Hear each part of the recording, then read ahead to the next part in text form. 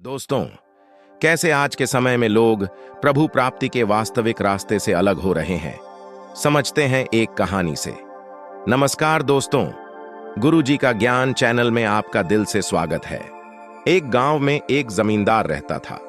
वह बहुत धनवान और मेहनती था, जिसके कारण जमींदार के पास आसपास के 2-3 लोग खाने पीने के हिसाब से आते जाते रहते थे। वे लोग सोचते थे कि जमींदार को कैसे खुश बनाकर रखा जाए, तो वह जमींदार की तारीफें करना शुरू कर दी।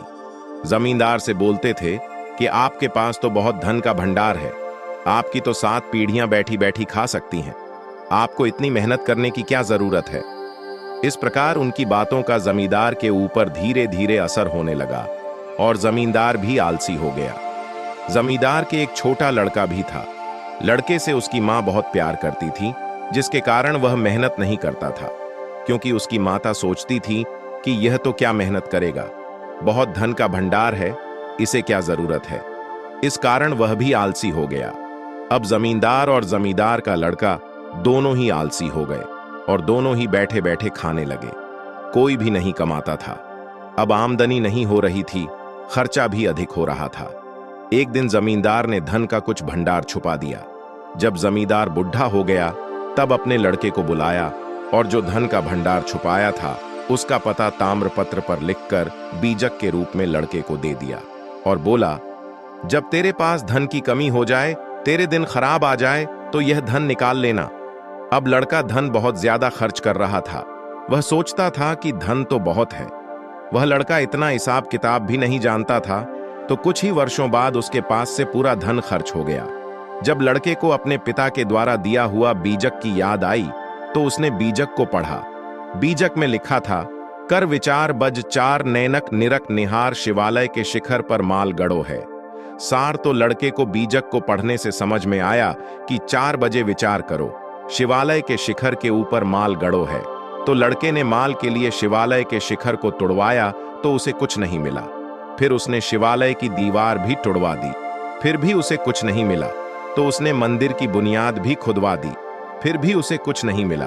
तो वह बहुत दुखी हुआ और अपने पिता को झूठा और धोखेबाज कहने लगा। कुछ दिनों बाद जमींदार के गांव से एक दिन एक संत गुजर रहा था। शाम का समय होने के कारण संत रात का विश्राम उसी गांव में करने का निश्चय किया। तो उसने ऐसी जगह ढूंढने का प्रयास किया जहां संत को कोई परेशान न करता हो। तो वह उस शिवालय के मंदिर में रुकने का निश्चय किया, जिसमें कई वर्ष पहले भी एक बार रह चुका था। तो उसने शिवालय का मंदिर देखा, तो उसे नहीं दिखाई दिया। तो वह गांव के लोगों से पूछा कि यह गांव तो वही लग रहा है, परंतु शिवालय का मंदिर नहीं दिखाई दे रहा, वह कहाँ गया। तो गांव के लोग बोले कि उसको तो जमींदार के लड़के ने धन के लालच में तुड़वा दिया। तो संत बोला कि धन के लालच में मंदिर कौन तुड़वाता है, कोई बात तो अवश्य होगी। तो संत ने जमींदार के लड़के को बुलवाया। तब लड़के से पूछा, तो लड़के ने पूरी बात बता दी। जब संत उस बीजक को पढ़ा, तो संत समझ गया। यह लड़का बीजक को नहीं समझ सका। उस बीजक में लिखा गया वाक्य का अर्थ यह था कि 4 बजे विचार करो और आंखों से उस जगह को देखो जहां पर गुंबद की परछाया पड़ रही है, वहां माल गड़ो है। इस प्रकार संत समझकर लड़के से पूछा कि क्या तू धन चाहता है। लड़का बोला, हाँ। तो फिर संत ने कहा, तो तेरे को इसी लंबाई चौड़ाई का और जहां पर मंदिर था वहीं पर मंदिर का निर्माण करना होगा, और जब मंदिर का निर्माण पूरा हो जाए तो मेरे को बुला लेना। लड़के ने संत की बात पर विश्वास किया और सोचा कि संत तो परोपकारी होते हैं, इसका तो कोई स्वार्थ भी नहीं है। तो लड़के ने गांव वालों से धन उधार लेकर के मंदिर का निर्माण शुरू किया। जब मंदिर का निर्माण पूरा हो गया, तो संत को बुलवाया। तो संत आ गया। फिर संत ने लड़के से बोला, कल शाम 4 बजे मंदिर के पास पहुंच जाना। अगले दिन जैसे ही शाम के 4 बजे, तो जहां पर गुंबद की परछाई पड़ रही थी, वहां से खोदने के लिए संत ने लड़के से कहा। तो लड़के ने खुदाई शुरू की और उसे धन का भंडार मिला और लड़का बहुत खुश हुआ। इस कहानी से संत सद्गुरु समझाते हैं कि आज के समय में जो धर्म पुस्तकें हैं और संत महात्माओं की पुस्तकें हैं, उनको कोई समझ नहीं पा रहा है और अपने अपने विचार अपनी अपनी बुद्धि से व्यक्त कर रहे हैं, क्योंकि इनको समझने के लिए उस गति या लेवल का होना चाहिए। ऐसा नहीं होने पर अपनी अपनी बुद्धि का प्रयोग करते हैं। और जब बुद्धि का प्रयोग करते हैं तो अर्थ का अनर्थ करते रहेंगे। और न समझी के कारण आज कोई भी धर्म की पालना नहीं हो रही है। अगर पालना होती तो इतने धर्म के प्रति लड़ाइयां नहीं होती। सभी एक दूसरे के धर्म का आदर करते, कोई भी अपने धर्म को बड़ा नहीं कहता। और आज जो भी धर्म पुस्तकें हैं, इनमें भी अर्थ का अनर्थ करते करते आज पूर्णतया शुद्धता नहीं बची है।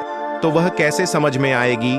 कुछ लोग तो अर्थ का अनर्थ इतना करने लगे हैं कि मांस को भी मनुष्य का भोजन बता रहे हैं। इसलिए संत बोलते हैं, इस वाद विवाद को छोड़कर संतों की शरण में चले जाओ, वहीं आपका कल्याण होगा, वहीं से आपको सच्चा मार्ग मिलेगा।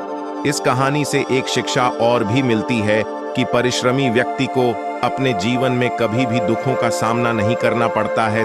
तो दोस्तों, कैसी लगी यह कहानी हमें कमेंट सेक्शन में जरूर बताना, और हमारा प्रयास अच्छा लगा हो तो इस चैनल को सब्सक्राइब करना। और मिलते हैं इसी प्रकार की कहानी के साथ। तब तक अपना ख्याल रखिए। धन्यवाद।